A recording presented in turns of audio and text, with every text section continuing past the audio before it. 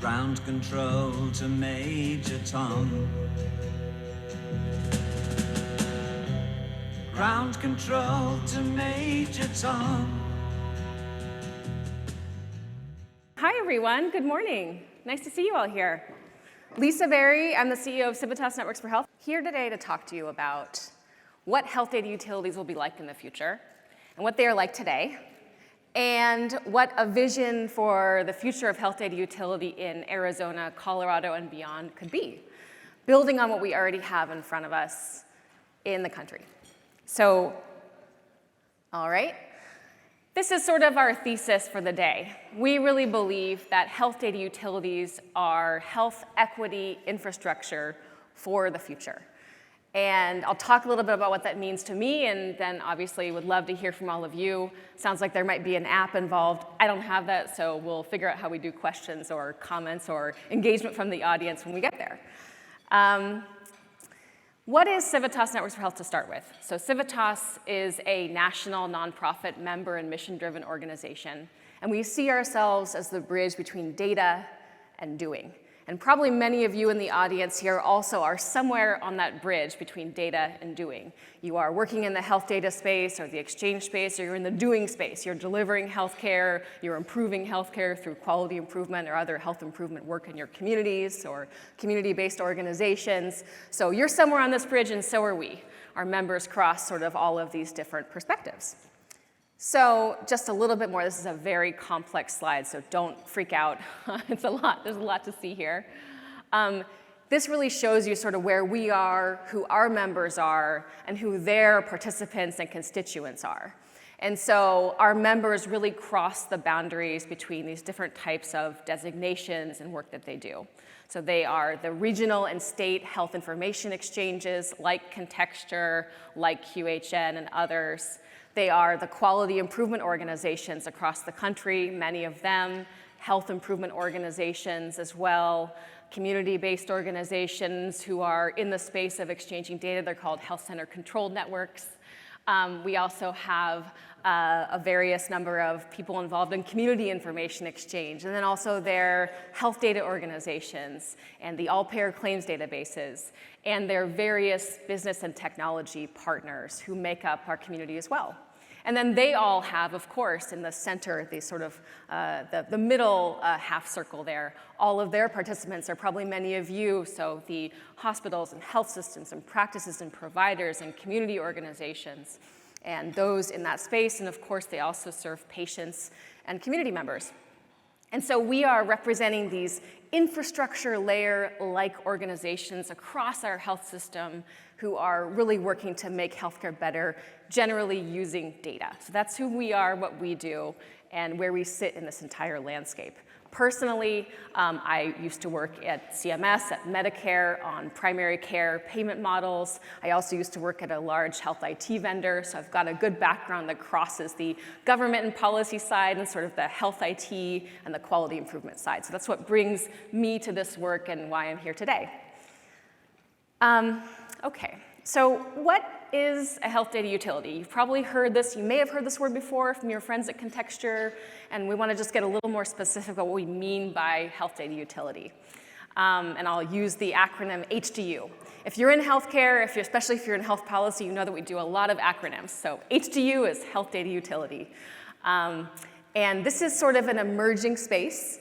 It's very much a evolving space, as you'll see. And so remember, definitions are just what we call it today, and it will emerge and evolve with time and more experience. So this is sort of our emerging definition. We believe that HDUs are regional or statewide entities. You can put a little asterisk there when you think about the bigger states. I live in California. We have a lot of people, and also a lot of organizations do this work, so it really depends on where you are. And those entities combine, enhance, and exchange electronic healthcare data across care and services settings, and they talk about use cases like treatment, care coordination, quality improvement, public and community health, and others, which we'll talk about as well. They are really increasingly beginning to serve as critical infrastructure for health equity.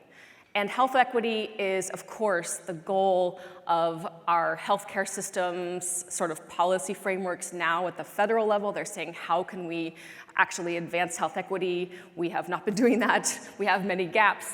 This is really important for the country overall and for every region and state. You'll see this coming up again and again. A critical point for health data utilities in our definition is that they are building on existing infrastructure. And not just physical infrastructure like wires or pipes or whatever. They are building on technical, organizational, and trust infrastructure in states and regions. And trust infrastructure is probably really important for this group, and probably why you're all here is that you're part of the community that Contexture has been creating for many years now with many different partners. So this is an emerging definition. And some of the characteristics to keep in mind, because again, it's kind of like, how do we describe it? How do we know it when we see it?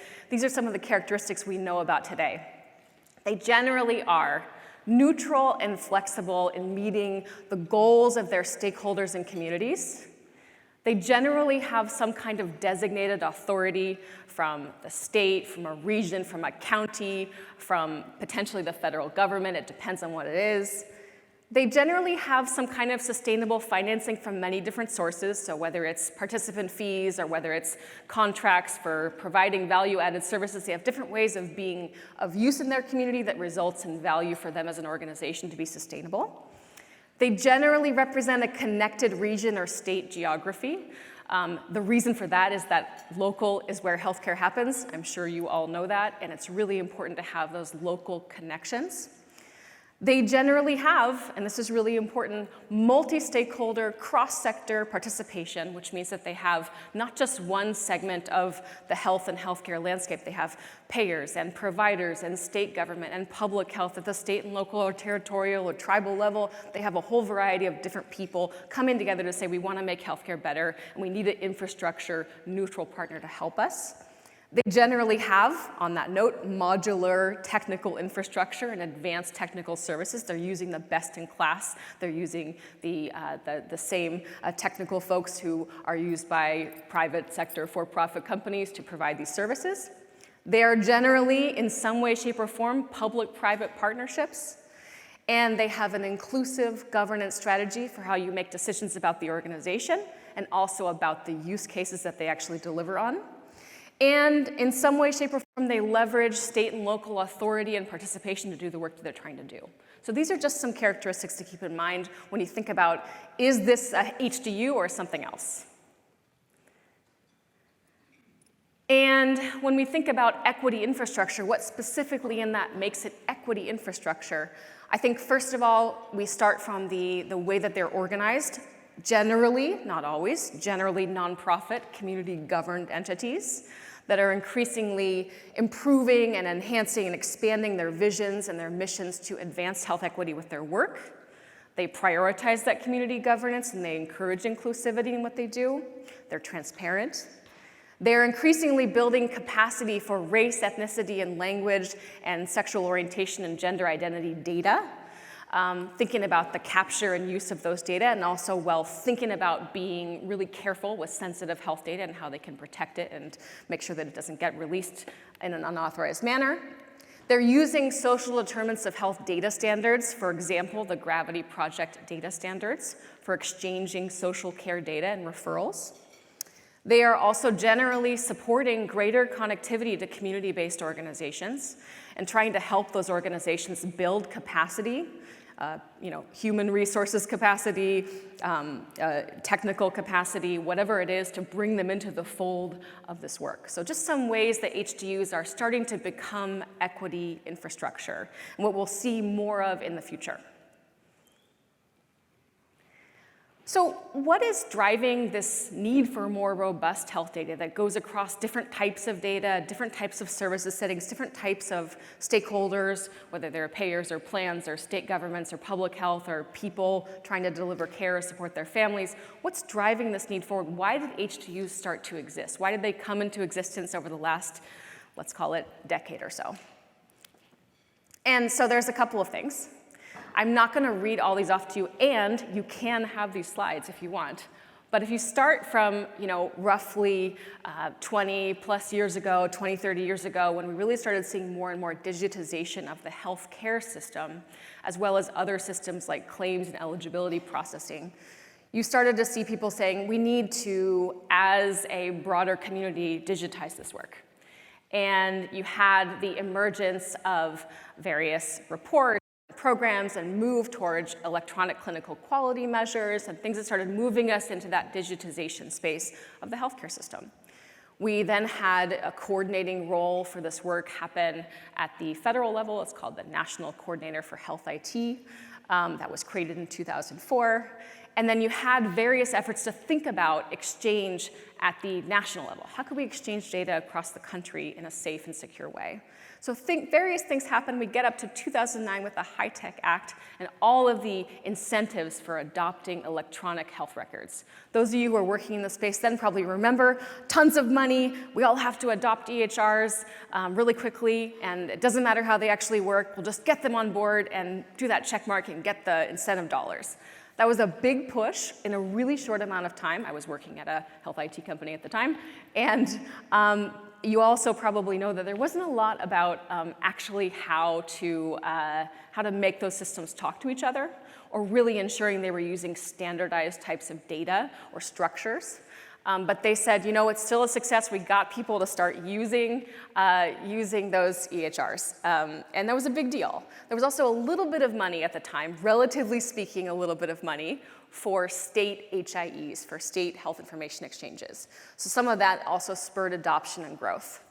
You move forward, you have big laws like MACRA that start bringing in all of this work around quality measures, at the electronic clinical quality measures, and a lot of requirements around how quality is measured and reported. That also spurred some of the adoption. You then have another law, I'm kind of in the middle there around 2016, called the 21st Century Cures Act. And that actually did a few things around defining what is called information blocking and saying you have to share information electronically.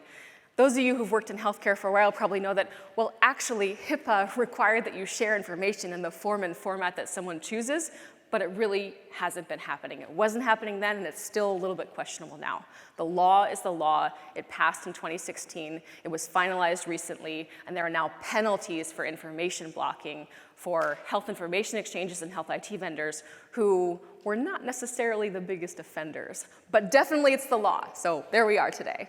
So this moves on, there's more development, CMS passes various, writes various regulations and finalizes them around the way electronic data is exchanged. We move forward, 2021, HITECH ends. This big matching program around incentivizing the adoption of HIE is over.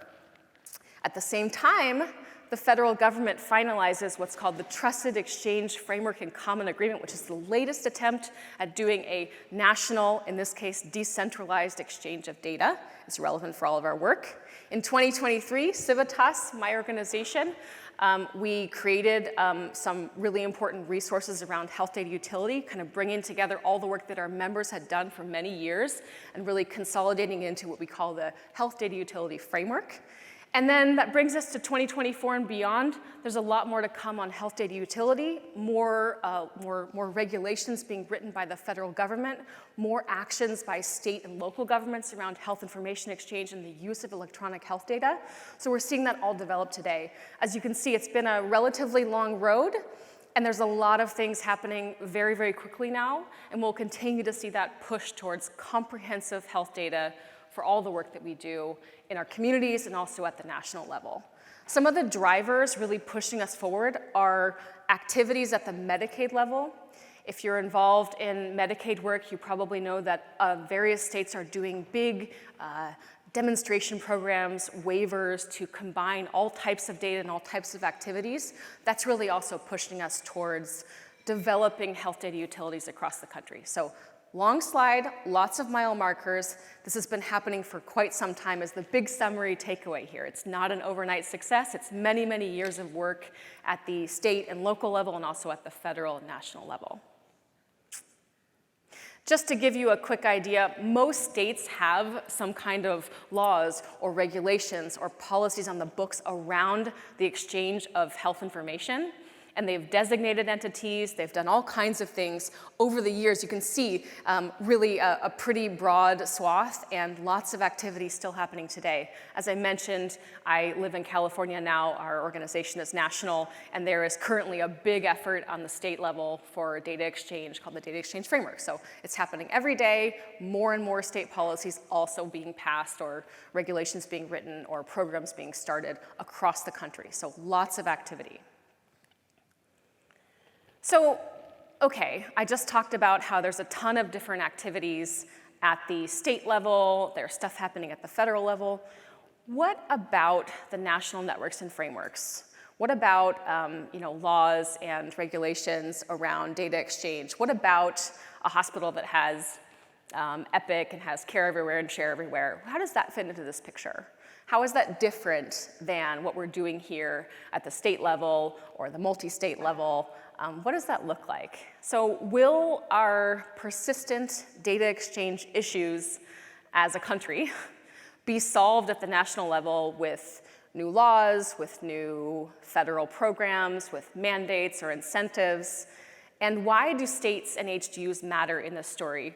At the bottom, you'll see the logos of TEFCA. That's, again, the Trusted Exchange Framework and Common Agreement, which is the latest federal attempt around data exchange at the national level. Care Equality, which is a national framework for interoperability. Many folks are what's called care quality implementers. eHealth Exchange, which is a national interoperability network that was created many years ago, and this is the latest evolution of eHealth Exchange. And Commonwealth Health Alliance, which is also a national network that connects many of the large EHRs across the country as well, electronic health records. So what about these national players? How do they fit in here, and how does it connect to HDU? So just a little bit of framing around where we are across the country. These data are from 2021. They are a national survey that happens through the American Hospital Association and the Office of the National Coordinator for Health IT, so the federal government. They do this survey across big hospitals. You can see that in 2019, 53% of acute care hospitals across the country were using state HIEs. In 2021, that was up to 79%. I believe it has continued to grow. At the same time, in 2019, 44% of acute care hospitals were using national networks, and in 2021, 66% were using national networks. So it's grown as well, but as you can see, there's obviously overlap.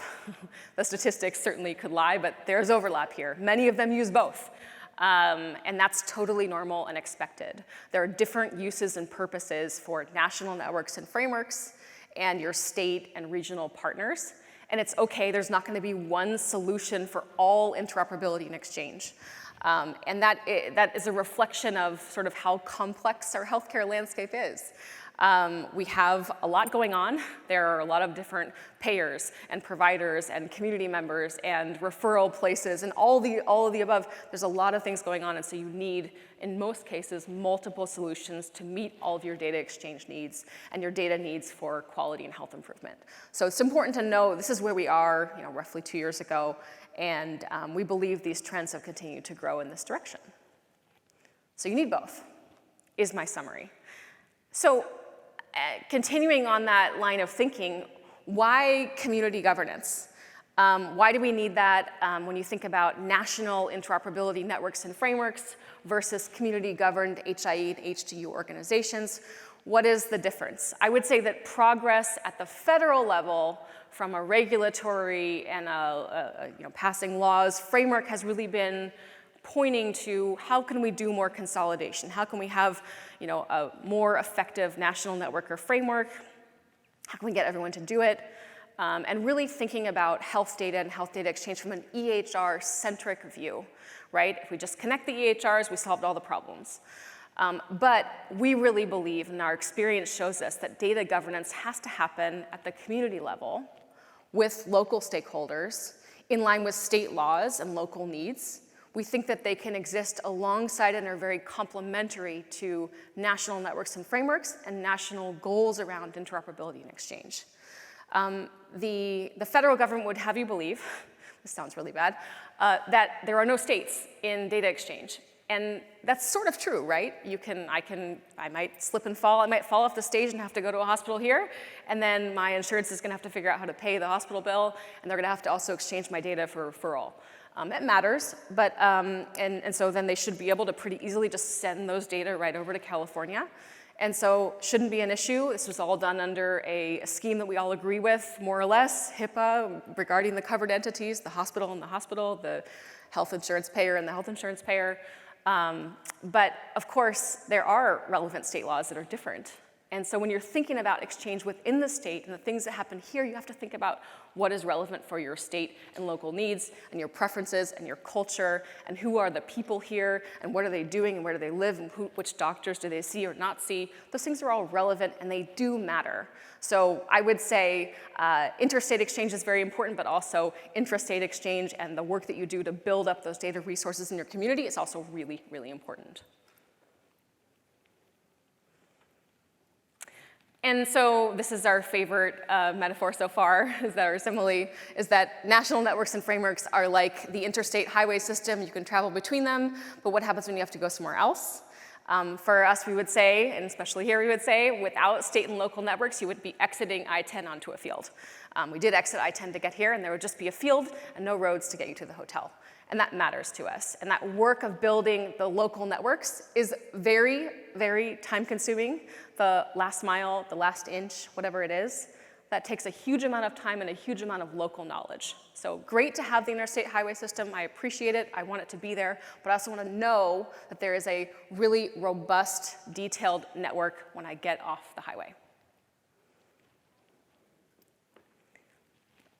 So with that said, I think we would definitely say that the right equation for national, state, regional, and local HDU infrastructure is robust HDUs covering every region and state in the nation, and a high adoption of national networks and frameworks. And that is how we will, together in this country, meet health equity and interoperability needs for the entire United States. Now, you might ask, are you talking about 50 HDUs or more, 50 plus? No, we don't know the number. It might be 20, it might be 30, it might be something that's more regionally focused. That is still developing. We are all part of that right now. We are developing the health data utility infrastructure for the future, and it's going to be some number between, I think, 20 and 50, probably somewhere in the middle. When regions and states come together and say we have a connected geography, we have similar state laws, we have similar cultures. Some states might say, nope, we are going to have our entire statewide HDU and it's just us. That's also okay. Whatever meets the needs of those people in those regions and states is probably the right answer for the future. When you're thinking about what does this look like in the future, our vision is that we have HDUs across the country meeting those local needs as well as the national networks and frameworks. So I want to make it a little bit more real. I talked in generalities. I said, okay, we're going to create these HDUs. Some of them already exist. They're emerging. They're evolving. What does this work actually look like? Now, keep in mind, HDUs are still in an emerging, evolving state. They are developing. They are building strength. They are bringing in more stakeholders. They're bringing more people to the table. It takes time. The work I'm going to show you here are examples of what some organizations becoming HDUs are doing today and what it could look like in the future. So think of it that way. These are not all HDUs today. They are becoming HDUs, and this is the work that matters when you think about how you could expand this work in your own community. So a couple of examples around value-based care, around data sharing for health-related social needs, around public health data modernization, around the advancement of health equity, as I described before. So a couple of examples. Okay, so on value-based care, we have an example from here. So in Arizona, this is sort of the development of the value-based care enablement work here with Contexture. So here in Arizona, the public health and Medicaid systems are using Contexture to improve value-based care delivery and helping providers take on risk arrangements for their patient populations, giving them more comprehensive, more timely, higher quality data to support whole person care. So a few mile markers, offering high utilizer smart alerts, bringing in inpatient psychiatric facility alerts, helping, and this is a really critical one in value-based care, with appropriate patient attribution to a panel. As you probably know, in value-based care arrangements, a provider or a system or a group is given a panel of patients and asked to generally take on some kind of responsibility for their care financially as well as in practice. And so having those data in a timely manner is really, really, really important. And then also helping fill care gaps through CCD reports. So this is just a couple examples of how this work is happening here in Arizona, and generally how HDUs might, in the future, do a better job of enabling value-based care. If you follow the progress of value-based care in the US, and you look at what CMS, the Centers for Medicare and Medicaid Services, are doing, together CMS covers more than, or just about, a third of the US population as a primary payer or a secondary payer with Medicaid. They care a lot about value-based care. People who use a lot of healthcare tend to be older, and that's people are covered in Medicare. And they have been trying very, very, very hard to move every beneficiary of Medicare and every member in Medicaid to some kind of a program that takes on total cost of care, close to total cost of care risk in terms of payment. And it's been a little iffy in the progress, a little iffy in the outcomes. It's very, very hard. And one of the things that we know is that having the right data at the right time is incredibly, incredibly important to make those decisions and help people get the right kind of care that they need.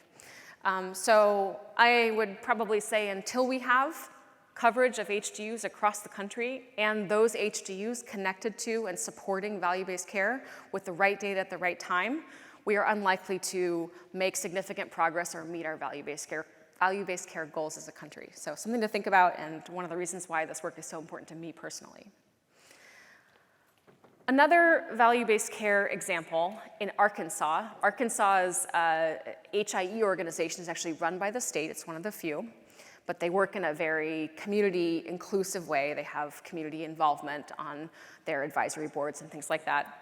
They are partnered with a public-private partnership called the Healthcare Payment Learning and Action Network, which is a public-private partnership between the CMS and private payers, commercial payers, Medicaid across the country. They have a program called the State Transformation Collaboratives, and Arkansas Share has been deeply involved in supporting their work and building on years of support of innovation models like Comprehensive Primary Care Plus and Primary Care First, where they've been providing those data, the panel data, the information about what's happening with beneficiaries who are part of those models with Medicare. And they've been really helping with alignment of quality measures. Those of you who work in the quality space probably know that all these different payers have different quality measures. They've had a real struggle aligning them over the years. That means that if you are a provider, a physician, or a practice, you've got to deal with tons of different kinds of quality measure sets and different reporting requirements. In Arkansas, they are saying, we're going to do it all together. And that's one way that the neutral, in this case, HIE organization becoming an HDU can be that neutral convener to say, we're going to be the ones who help you all unify your quality requirements and make it easier on providers, physicians, and practices in the state to actually deliver on value-based care work. That's also a really, really important aspect of value-based care, that the neutral, generally nonprofit, HDU can support as a convener in the community between all the different payers and Medicaid and other folks who care about quality reporting. Okay, so value-based care, a couple of great examples. Next question is sort of how can HDUs enable data sharing to address health-related social needs?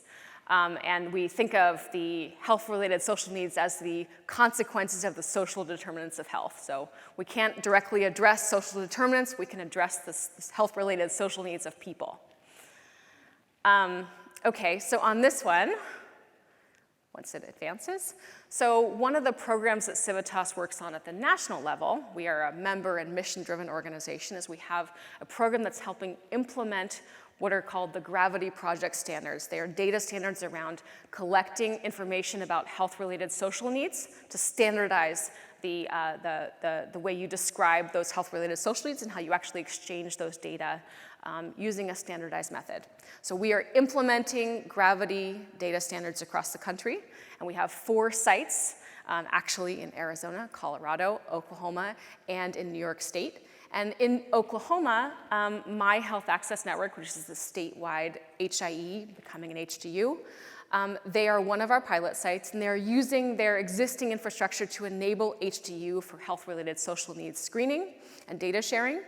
They have implemented a standardized patient survey delivered via text message to actually gather those data and release it in a standardized format for data sharing. So they're doing that, and they're reducing burden of healthcare professionals who are struggling to figure out, how can I also bring in screening for health-related social needs into everything else I have to do when I see a patient in the 7 minutes generously that I have to see a patient. So they're trying to find ways, the HDU is trying to find ways to reduce burden on those providers and also enable the standardized data sharing under the gravity standards to enable interoperability. So thinking about public health data modernization, our first example is around what's happening in California. In California, there are a number of HIE organizations who are thinking about how they can potentially work together and also reacting to what's happening at the state level. The state is essentially creating its own framework for interoperability. So they're thinking about how they sit within that. At the same time, the state has been trying to modernize their electronic lab reporting work for a long time. And they actually went with, of course, spurred by the COVID pandemic and all of the additional data they had to process very quickly. They ended up working with Manifest Medics and J2 Interactive as their technology partner to modernize the ELR system and really enable that inbound and outbound secure data sharing of those feeds. This is another really important way that the HDU can serve as a convener, a convening infrastructure for work happening at the state level that affects all parties, right? It affects the payers and the providers and the state government, Medicaid, and public health. And one additional example here, Bronx Rio, which is one of our members in New York State, they have a very coordinated system in New York with, I think, 5 different health information organizations and a state convener. They work together to create infrastructure for the entire state. They partner with the New York State Department of Health to enhance data intake, tracking, and reporting, to better identify patients with undiagnosed hypertension, which is obviously a really critical public health issue on the chronic side. They were then able to generate these reports for outreach that really informed and supported the community health assessment process and also the development of the community health improvement plan. So really important for public health work. All right, almost there. I've got one more example here around how HDUs are specifically advancing health equity. And this comes to us from Nebraska and Iowa with our member and HDU partner, Sync Health. They are using their designation and their work there to help healthcare teams identify at-risk mothers and infants to enable improved and informed care coordination before, during, and after delivery.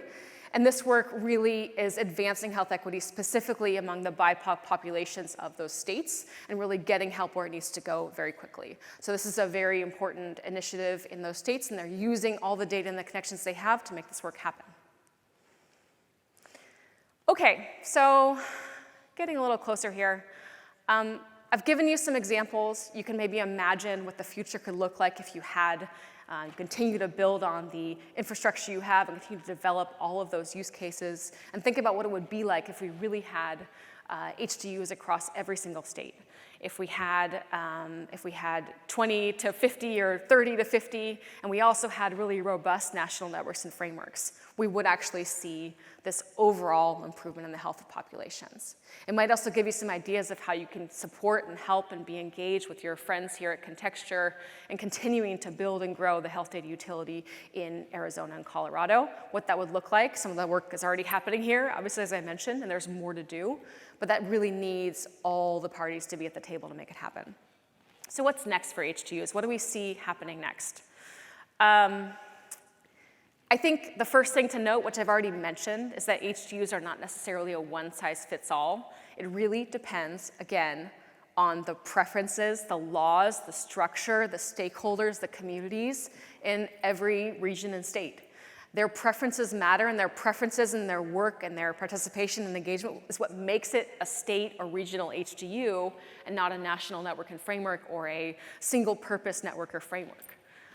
There might be some situations where there is a state that says we are designating this as the HDU for the state and we're doing all the things we can do to support it, and they have a state agency and the HDU and the various vendors and partners and stakeholders, service providers. There may be times where there is also a network of HDU-like entities that are partnering together. It's okay for there to be multiple structures. Again, that's a feature, not a bug in this case, and that's why HDUs matter at the state and local level. And I think also it's important to note that community governance is not also not a one-size-fits-all, right? Every community is different. Communities have different preferences, different needs, and that's also really important here. I think that, especially when you think about the work that's happening with the Gravity project implementation in Arizona, you have work happening with the Southwest tribes, and they have their own structures and requirements. They have, obviously, sovereignty, which is really important in this work, and data sovereignty is a big issue as well. That's just one example of where you would say it's different here because we have different people, different populations, different needs. And so understanding governance as a multi-layer, multi-factor, multi-stakeholder thing is also a feature, not a bug, of HDU. We don't know what health data is going to look like in the future. I got a little glimpse of it a few weeks ago at an event that had some neuroscientists presenting about the brainome. The brainome are data about the brain, just like the genome, the brainome. And they were pointing out to us how far this work with these data has gone. You can direct things, you can move things with your mind. You can speak by thinking, speak through a computer by thinking now. Those things are very, very, they're like almost easy to do for these people in these labs that can make that happen. At the same time, to do that, they had to map all of these data. They had to take signals that they could get. They had to hook up someone's head and get all the signals from their brain, and then they have to capture those data. And they're huge. It's a huge amount of data. It's so big that you can't move it right now. It's too large to move. However, that's just a function of time. We all know how easy it is now to download videos or stream videos or download large files in our phones in a second, in an instant. So imagine in a few years we'll be able to move those data, and then what do you do with it? And how do you govern the use of those data? Are you okay with someone mapping your entire brain and saying, we're going to save it, we might use it in the future, we don't know what for, and we don't know what we'll be able to tell in the future. We can tell right now that you had, coffee this morning. Maybe in the future we'll tell what you were thinking by signals in your brain. So example being that these things evolve, they grow, they change. Governance is not a one-size-fits-all, a one-and-done. It has to be flexible and responsive to communities' needs and the changing landscape. I would want to know that a multi-stakeholder, community-governed health data utility was responsible for thinking about how do we make sure that we are keeping an eye on the governance of those data, and we know what we're going to do with it and how we're going to actually inform and include the community when we have to do new things in the future. That's important to me. I hope it is for you too.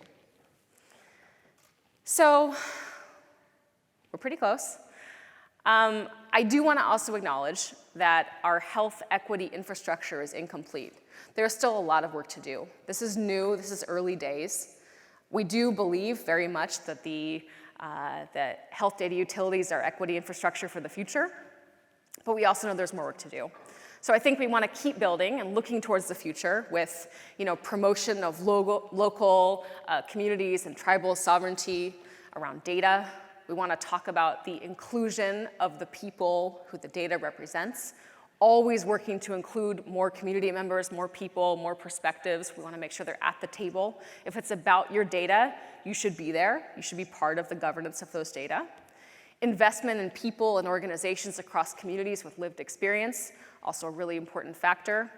Alignment and flexibility towards changing federal laws and regulations around data. Many of you probably know that we don't have a comprehensive data privacy and protection law in this country. It is very limited. HIPAA is what we've got in front of us, and it's extremely limited. It doesn't really deal well with issues of artificial intelligence and machine learning data. It doesn't deal with apps that you have on your phone that you use to access your own health data, for example. So lots of gaps. We don't have a comprehensive law. It could happen. You never know. And so we have to be able to be flexible and responsive to that. Again, we have to really promote inclusive governance and make that better and better. As someone who runs a multi-stakeholder organization, I know that it can take longer to do work together, but it's important to make sure people are included in those decisions. So really getting better and better at governance issues.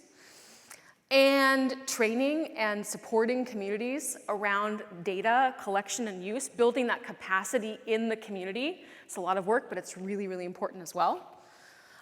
Educating teams on an understanding at a deep level structural racism and why it matters, and why that matters when you're building health equity infrastructure, how you can avoid potentially making some of the mistakes of the past. And then really thinking about everything, again, in the lens of health equity. What is your health equity impact statement as an HDU?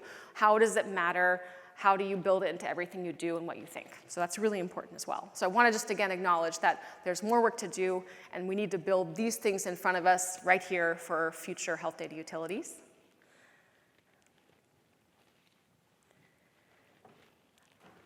Looks like my clicker didn't work. Click. There we go. So that's a lot. That's my general summary here around how we create health data utilities as health infrastructure for the future, and health equity infrastructure for the future.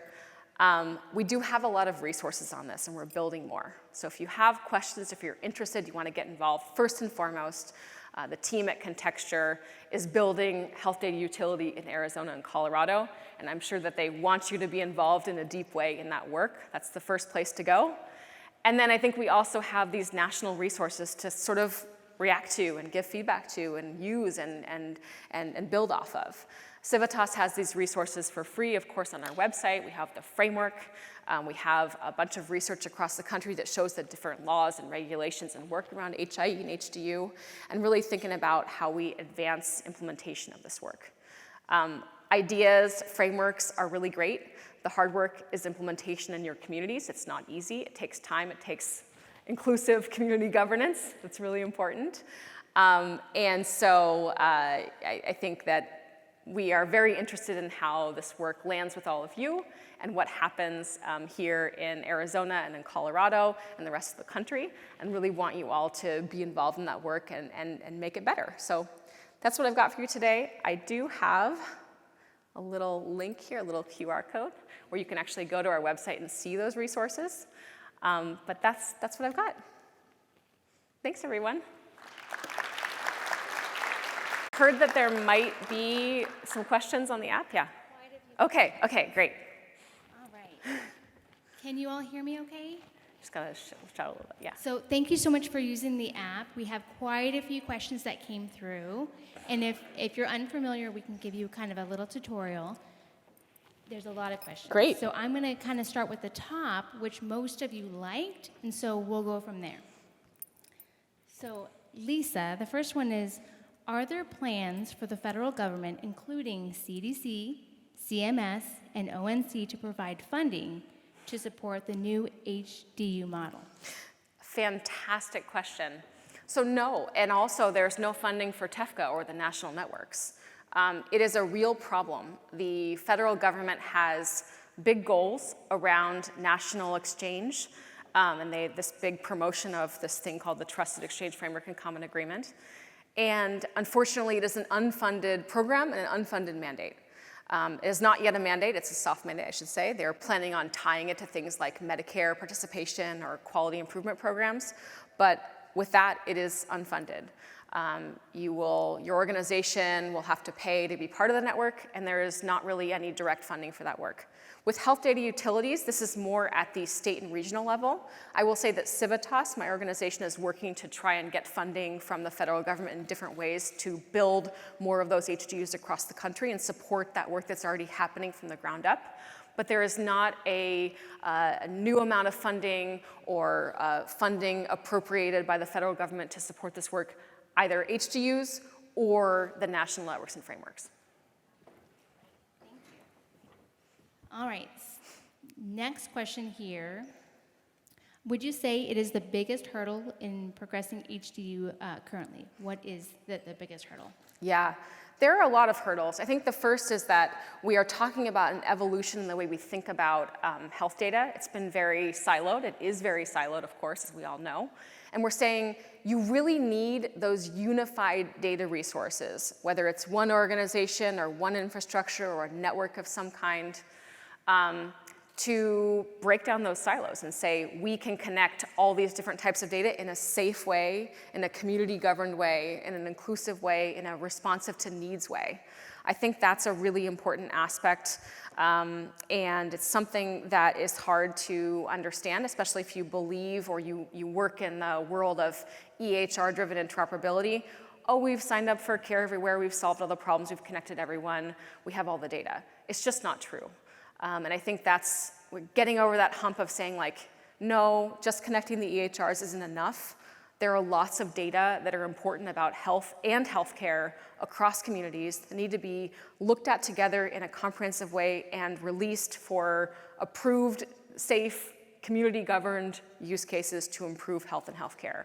So many things are connected, and the outcomes and the ways we improve health are connected, and looking at just one slice of the data will never get us to the outcomes we need. So getting over that perception or misperception and realizing that we need to actually have these resources for our entire communities and that data are a resource for community health is also kind of a hump we have to get over. So some of these are related, and we have just a few more minutes left. So the items that we might not cover publicly, we can certainly address them in the future. So maybe this next to last one is, have there been any movement toward a national clearinghouse for exchange data with universal data standards? Well, I mean, so if you go to what TEFCA actually is, it is a decentralized, it is envisioned as it doesn't exist yet. QHINs are not yet real, TEFCA does not yet exist, but it is envisioned as a decentralized network using standards. It is not yet in implementation, so we don't know how it's going to actually work out. The problem is that you can have a data standard and still have it implemented in different ways in different settings. That's sort of a broader context called semantic interoperability. So it's not just what you say, it's how you say it. It's the accent you use, so to speak. And so we don't know how they're going to deal with those issues, how they're going to actually play out in real life.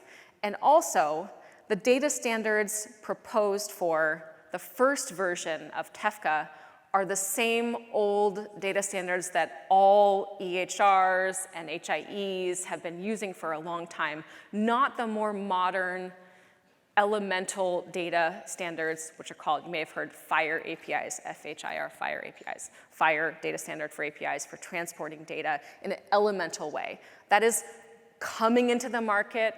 Many of the emerging HDUs are already working around FHIR data standards, but what is proposed, what is intended to be finalized for the first version of this decentralized network is actually the previous document-based standards that we've all been using for many years. So I wouldn't say that there is a vision for a national or nationwide clearinghouse using modern data standards. I would say there is a vision right now for a decentralized national network using existing standards, but without any clarity around how we're going to actually, make sure that they're used in the exact same way. Example from your own lives: if you have a MyChart account, for example, with one hospital or health system, and you have another one, if you look at them, they're different. They're calling things different names, and they're structuring them in different ways, and that's happening everywhere in the healthcare system. And so I don't think that these efforts that we have in front of us right now are really doing that kind of thing or thinking about how to rationalize those data standards across different decentralized networks. So there's definitely more work to do within HDUs and also broader at the national level. Yeah. So this one's very popular. How do you see the HDU concept being received by the ONC? Yeah, so I think that they are starting to believe us when we say what I've just told you all here, which is that you will not be successful with your nationwide or national interoperability goals without robust health data resources at the local, state, and regional level. That is what we say. Everything I say to them as well. Nothing is secret here. And they are starting to realize that that might be the case. Because implementation and adoption is the hardest part of this work. Writing a policy, I worked at CMS and I wrote policies. That's relatively easy. You listen to people, you ask them questions, you write down what they say, and you come up with a policy that best encompasses the needs or the goals of the law or whatever you're looking at, whatever authority you have. That's relatively easy. Implementation in communities is really, really, really, really, really, really hard. It takes a lot of time, takes money, takes people, takes political will, takes culture change. Those are things that are not easy to do, and they are not a stroke of a pen. And so they're starting to realize this in particular with the rollout of TEFCA and the reaction from various community members and who's getting on board and who's not getting on board and why they have concerns and what those concerns are. And so that's really our message, and we see it in our work and the work of our members every day, which is that you need robust health data utilities. You need infrastructure at the state, local, regional, tribal, territorial level to have anything happen at the national level. It just will be very shallow, very limited. It will be in name only. It will not actually result in the outcome that they claim to want, that I believe that we all want, which is we want health data to be shared in a safe way, in a secure way, in a comprehensive way. We want to have silos broken down to improve health. The whole goal is improving people's health, the health of communities, improving outcomes, and hopefully someday reducing cost, although that's a real stretch for our healthcare system. All right, so again, everyone's voting on which questions we should ask next. So this one is now one of the most popular. Do you see communities being reluctant to share data more broadly via national frameworks? Some are, right? And that's one of the reasons why health data utilities matter and why we have to be responsive to local communities and states and laws and preferences. I do think that this might sound a little bit harsh. It doesn't really matter at the national level because there are data that are shared automatically at this point without your explicit permission. They fit inside a particular structure that already exists, HIPAA, for treatment purposes for the most part. Payment and operations are a little bit shakier, but it's really easy right now for your data to be shared automatically for treatment purposes without you doing anything. So I think the national level can kind of ignore those local and state preferences. We don't want to ignore that. We think that's really important and needs to be part of the decisions around how you build and how you use and how you operate and how you govern a health data utility. Every state is different. I'm a Californian who lived in Maryland for 8 years. I bet you can guess what my preferences are around health data. And it's not the same everywhere else, right? And that's okay. That has to be okay because that's how the country is structured, how we're governed, how our states work, how our federal government works. That is really important, and I want to make sure that that is really brought to the surface in this conversation with the federal government and with state governments as well. So we have a lot of behavioral health providers here, so thank you for being here. Will HDUs be able to be utilized for behavioral health with minors? Yeah, that's a great question. One of the things we didn't talk about specifically was around sort of the technical services, the things that need to be there that need to be sort of a default. And one of those, of course, is data segmentation. You have to be able to segment data in a way that is safe for those whose data are being used and shared across it. And one of the really critical things around behavioral health and also around the health data of minors is segmentation. It's really, really important.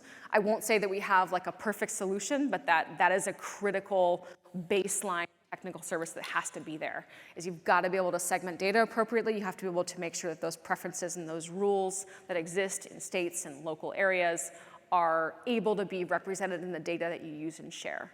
I do think there is a big question for us all as a country, individually and as a country, when we think about behavioral health and behavioral health data. On the one hand, you can say, well, behavioral health data is health data, and behavioral health is health. And are we ending a stigma, or are we perpetuating a stigma by not sharing data? I don't want to downplay how critically important these issues are or what it actually means for someone.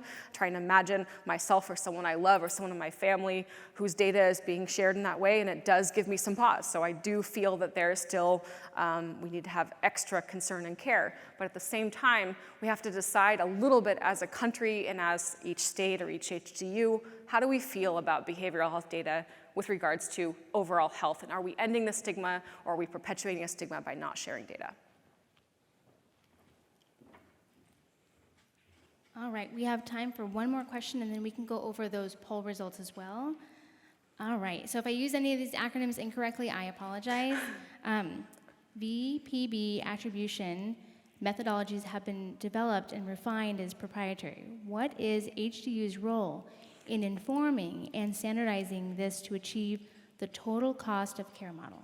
That's a great question. It's around value-based payment attribution methodologies, and you're right. Those are generally, proprietary information that's owned by, let's say like a Medicare Advantage plan or some enablement partner. I think in this case, if a state or a region or an HDU says, we want to make this better for everybody in our state who's involved in value-based care, we have really aggressive goals, really optimistic goals about moving everybody into these programs and models. They have to say, let's come together as a state, as an HDU, and put everything on the table and find ways to use that neutral, potentially nonprofit convener of the HDU to work between the payers who are in some cases competitive and the entities who have those competitive algorithms that they're keeping secret, and find a way to bring everyone to the table at the same level. It's not easy, and payers are only just now starting to realize that there might be a benefit and a value to having a neutral convener to do that work. But when everybody comes to the table and says it's really important, those things can happen, and they are happening. I think Arkansas is a great example of where the state has been really focused on bringing the payers to the table and using the emerging HDU as that convener for that work. When you get a bunch of payers in the room, they generally say, antitrust statement, and so having a neutral party to help break down some of those walls is really important. Thank you. And everyone, I just wanted to say thank you to Lisa for being here and sharing her expertise. So thank you so much. Thanks, everyone. I'm on my phone.